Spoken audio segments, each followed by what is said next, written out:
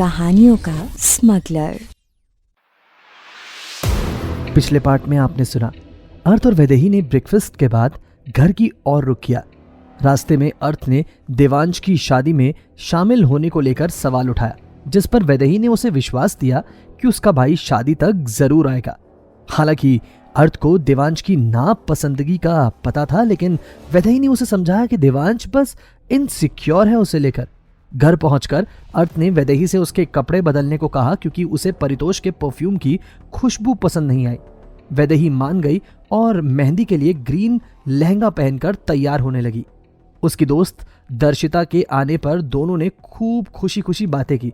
बाद में जब वैदेही तैयार हो गई, अर्थ उसे नीचे ले आया। इस दौरान दर्शिता और अवनी ने उन्हें टीज किया। नीचे परितोष और दर्शिता की मुलाकात हुई, जिसमें दोनों एक दूसरे पर तंज कसते हुए नजर आए और अब दोनों के बीच मजेदार नोक झोंक शुरू हो गई है। अब आगे, लेकिन इससे पहले कहानियों का स्मगलर, अगर ये नया YouTube चैनल आपने सब्सक्राइब नहीं किया है तो हम ग्रो कैसे करेंगे यार। मतलब आपका सपोर्ट, आपका प्यार, आपका आशीर्वाद, आपका दुलार तो हमें चाहिए ही होगा ना। तो बस जल्दी से सब्सक्राइब नहीं किया है तो जल्दी से सब्सक्राइब कर दो यार, दोस्तों के साथ कहानी को शेयर कर दो। और मैं आपको बता दूं, आगे कहानियों के स्मगलर में ढेर सारी अलग अलग जॉनरा की कहानियां हम आपके लिए लेकर आने वाले हैं, और बहुत दूर नहीं है वो दिन, बहुत जल्दी, कुछ ही दिनों में आपके लिए नई कहानियां कहानियों के स्मगलर पर आती रहेंगी। तो प्लीज बेल आइकन पर क्लिक कर लीजिए, और जैसे ही हम कोई नई कहानी अपलोड करेंगे आपको पता लग जाएगा। ठीक है जी, तो सब्सक्राइब जरूर कर लेना। चलिए बढ़ते हैं कहानी में आगे की ओर। दर्शिता ने परितोष को धकेल कर खुद से अलग करते हुए कहा, देखिए, ना तो मुझे जानना है और ना ही जानने की कोई इच्छा है। बस इतना जानती हूं कि तुम पूरी तरह से पागल हो। अब रास्ता छोड़ो मेरा, एक तो मेहंदी खराब कर दी मेरी। दर्शिता के चेहरे पर नाराजगी साफ झलक रही थी। परितोष का मुंह बन गया और वो बिना कुछ कहे अपना मुंह अपने कमरे की तरफ लेकर वापस आ गया। कबीर बाहर इस वक्त भी फोन पर ही बिजी था जब दर्शिता ने बालकनी से उसे पहली बार देखा। जब एक हैंडसम आदमी ब्लैक सिल्क का कुर्ता पजामा पहने अपनी मस्कुलर बॉडी को फ्लॉन्ट करता हुआ टहल रहा था। उसकी चौड़ी छाती और मस्कुलर बाहें कुर्ते के नीचे साफ झलक रही थी। उसके चेहरे पर एक चार्मिंग स्माइल थी जो किसी का भी दिल जीतने के लिए काफी थी। वो कान पर फोन लगाए हल्की सी मुस्कान के साथ किसी से बात कर रहा था। उसकी गहरी मर्दाना आवाज हवा में तैर रही थी। दूर खड़ी दर्शिता ने उसे देखा तो उसकी आंखें बस उसी पर ठहर गई। उसके चार्मिंग लुक्स और कॉन्फिडेंट चाल ने दर्शिता का दिल धड़कने पर मजबूर कर दिया था, मानो उसकी दुनिया बस वहीं थम गई थी। दर्शिता कुछ पलों के लिए अपने चश्मे वाली नजरों से बस उसे ही देख रही थी। कबीर अपनी बातचीत में इधर खोया हुआ था कि उसने दर्शिता की ओर ध्यान ही नहीं दिया। दर्शिता तब से उसे देखती रह गई जब तक वो फोन पर बात करते हुए घर के अंदर नहीं चला गया। दर्शिता ने कबीर से पहले भी बात की हुई थी, लेकिन चेहरे से वो उसे पहचानती नहीं थी। तभी परितोष फिर से अपने बदले हुए कपड़ों में बाहर आया और उसकी नजर फिर से दर्शिता पर पड़ी। इस बार उसने दर्शिता को देखते ही कहा, स्टे अवे फ्रॉम मी। दर्शिता ने भी फौरन उसकी आवाज कान में पड़ते ही पलटकर जवाब दिया, तुमसे भिड़ना भी कौन चाहता है। और इतना कहते हुए वो परितोष से पहले सीढ़ियों से नीचे उतर आई। इधर अर्थ इस वक्त बालकनी में बैठा था और दादाजी भी उसके साथ मौजूद थे। अर्थ को देख दादाजी ने उससे पूछा, बेटा क्या हुआ, तू मुझे खुश नहीं नजर आ रहा, क्या तू वैदेही से प्यार नहीं करता। अर्थ ने दादू को जवाब दिया, पता नहीं दादू, आई एम नॉट श्योर। दादू ने अर्थ के कंधे पर हाथ रखते हुए कहा, प्यार में भी श्योरिटी। अब तुम दोनों पति पत्नी हो। जब मेरी तेरी दादी से शादी हुई थी तब मैं भी उससे प्यार नहीं करता था। हमारी अरेंज मैरिज थी। मैं उसकी अच्छाई में उससे प्यार कर बैठा था। तुझे और वैदेही को साथ देखकर मुझे अपनी और तेरी दादी के दिन याद आ जाते हैं। तेरा नहीं पता, लेकिन वैदेही तुझसे बहुत प्यार करती है बेटा। अर्थ ने दादू से कहा, आई नो दादू, वो मुझसे पहले भी कह चुकी है कि वो मुझसे प्यार करती है। दादू ने अर्थ से पूछा, फिर तू क्यों पत्थर बना हुआ है, तू भी उसकी ओर कदम बढ़ा। अर्थ ने आगे जो कहा उसे सुनकर दादू भी दंग रह गए। वो परमार फैमिली की बेटी है, उसमें उसी इंसान का खून है जिसने मुझसे मेरा सब कुछ छीन लिया। दादू ने हैरान होते हुए अर्थ से कहा, क्या, ये तू क्या कह रहा है। तो इसका मतलब है कि तूने वैदेही से शादी बदला लेने के लिए की है। अर्थ ने दादू की बात पर हामी भरते हुए कहा, बिल्कुल सही कहा आपने, मैंने शादी सिर्फ बदला लेने के लिए की है। परमार फैमिली से बदला। दादू के मन में वैदेही के लिए अभी कोई बदलाव नहीं आया था। उन्होंने अर्थ को समझाया, तो बेटा उस मासूम लड़की ने तेरा क्या बिगाड़ा?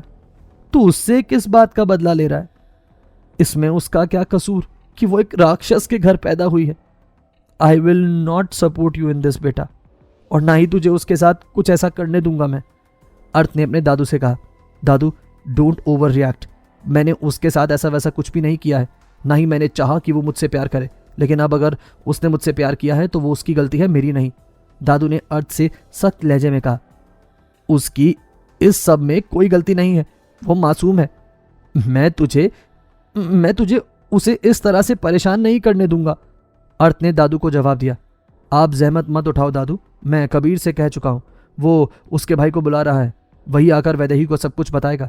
मैं देखना चाहता हूँ कि उसके बाद वैदेही का क्या फैसला होगा।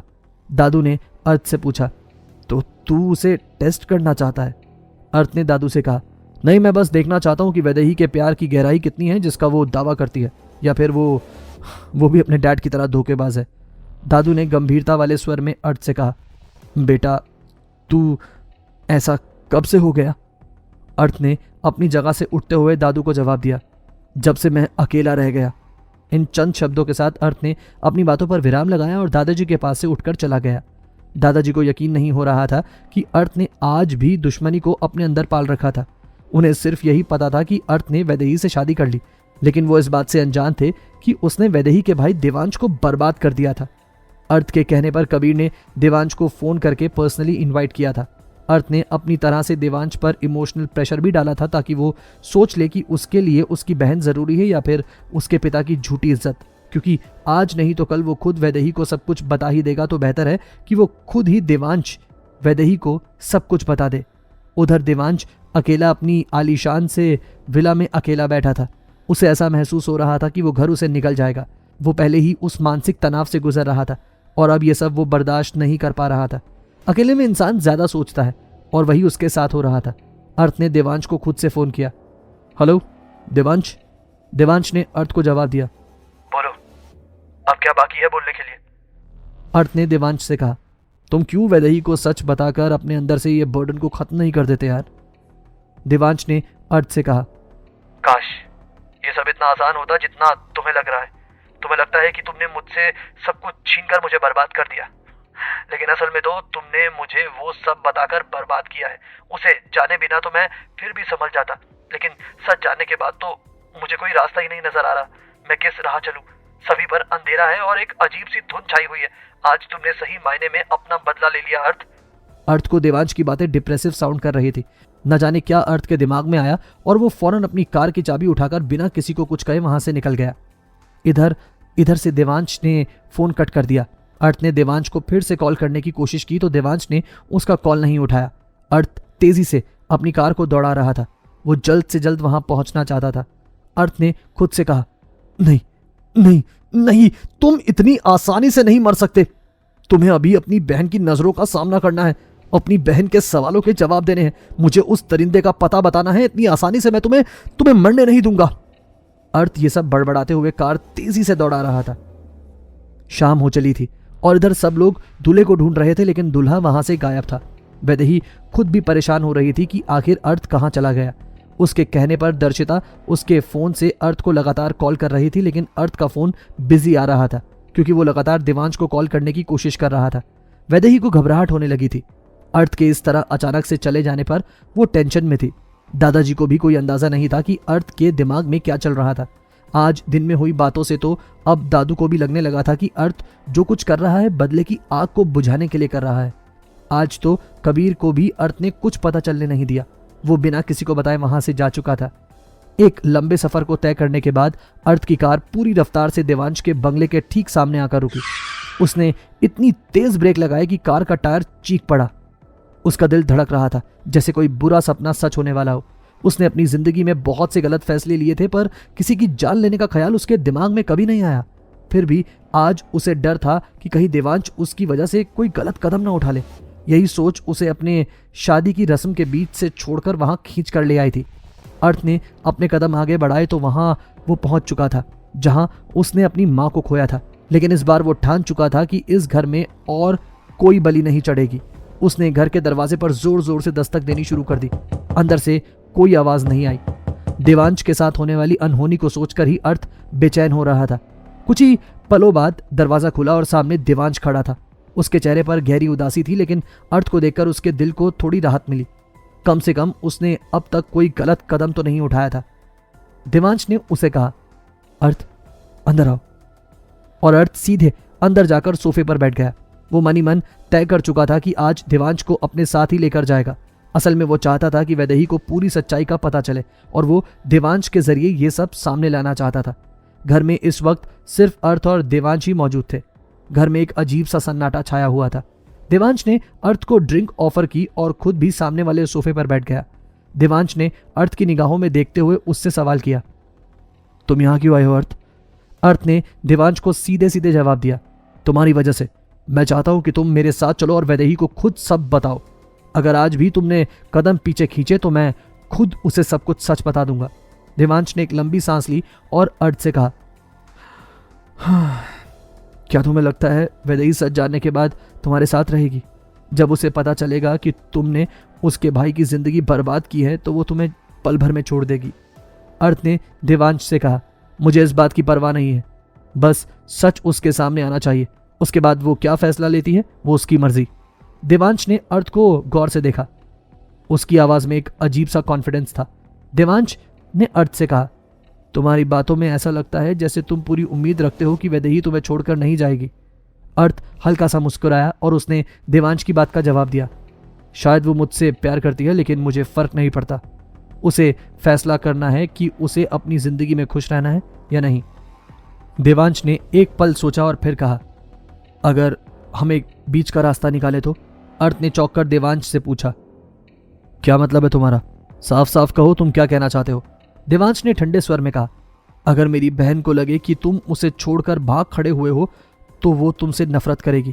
उसके लिए जीना आसान हो जाएगा। अर्थ ने ठंडी हंसी के साथ कहा, तुम्हें अब तक समझ जाना चाहिए कि मैं भागने वालों में से नहीं हूं। तुम्हारी बहन चाहे तो कदम पीछे ले सकती है, लेकिन मैं उसे कभी नहीं छोड़ने वाला। देवांश ने गहरी सांस ली, फिर जैसे कुछ सोचकर कहा, तो ठीक है, मैं इसका सॉल्यूशन निकाल देता हूं। कहते हुए उसने अचानक से अपने पीछे छिपाई हुई गन अर्थ पर तान दी। क्या देवांश चला देगा अर्थ पर गोली? क्या यहीं खत्म हो जाएगा वैदेही और अर्थ का रिश्ता? क्या होगा दोनों की इस इंतकाम की कहानी में आगे? जानेंगे कहानी के आगे के सफर में। सुनते रहिए कहानियों का स्मगलर।